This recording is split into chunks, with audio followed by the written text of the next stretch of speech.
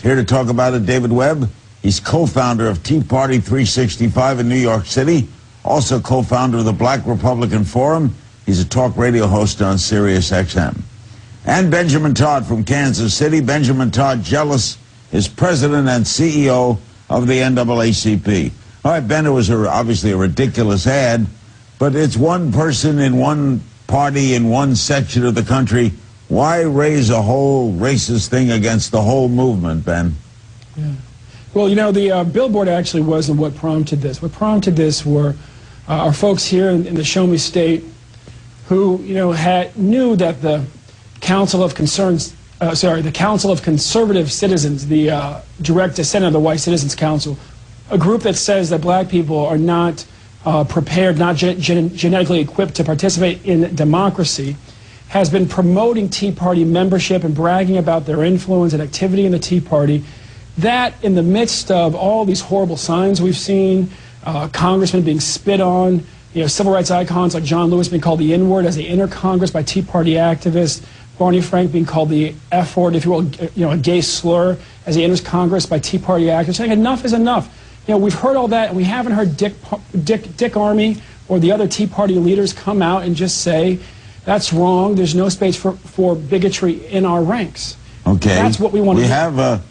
We have David Webb. He's co-founder of Tea Party 365 in New York. Do you condemn it, David?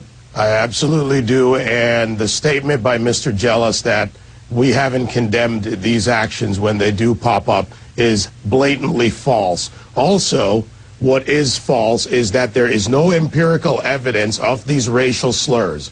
On April 24th, I signed a letter along with many other leaders to the Congressional Black Caucus. There was a $100,000 reward offered as a donation to the United Negro College Fund if there could be any video with all the cell phone cameras and all the cameras, and that we would ask that they provide evidence of this so that we could denounce it if it did happen. If it happened 15 times, Mr. Jealous, there is video of it. There should be, and we have asked for it. We have searched through every video available. Many have been provided. So you are attaching two things that are false, that are unproven, and that is dishonest. I'd say go to NAACP. How do you respond? Sure, I'd say go to NAACP. Yes, I would say go to NAACP.org and pull up all of the signs from the Tea Party. Look at the video. You know, and I would say, you know, there's a thing called eyewitness testimony, and the reality is that, you know, we heard again and again from people who saw this happen. John Lewis was one of the most credible people in this country. But I would also ask Dave, look, if there aren't violent racists in your ranks, then why are we getting death threats for asking you to call out and to denounce the violent racists in your ranks?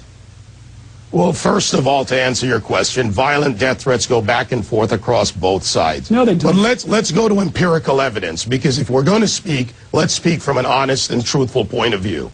There are signs out there that show up at the parties. I denounce them. Many leaders denounce them. So it's false for you to say they're not denounced. On top of that, you cannot paint an entire movement which has no single leadership based on the actions of a few when millions have spoken.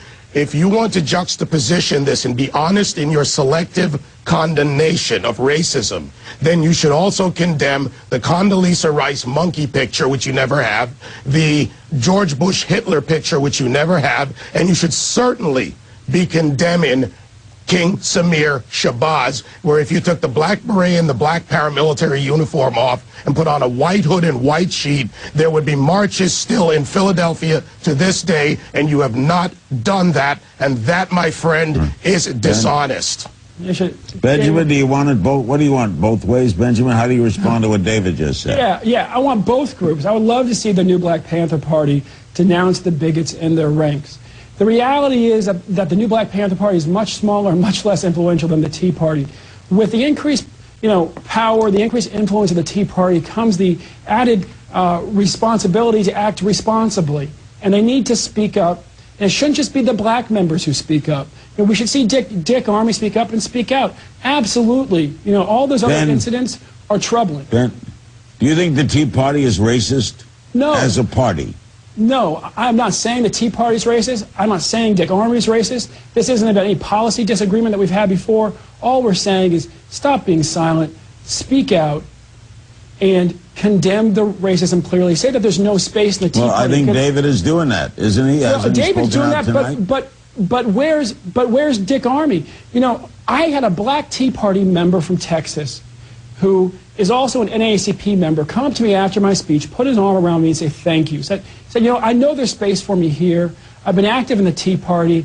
In recent months, I've begun to feel uncomfortable. I'm glad somebody like you is speaking out so I can stay active in the Tea Party, and there'll always be a good space for me. I love that David's active in it. Right. I want David to stay active in it, but I want folks in Texas and down south to feel just as comfortable as he does up north. Let me take a break and ask David Webb if he'll call Dick Armey and see if Dick will speak out. We'll be right back.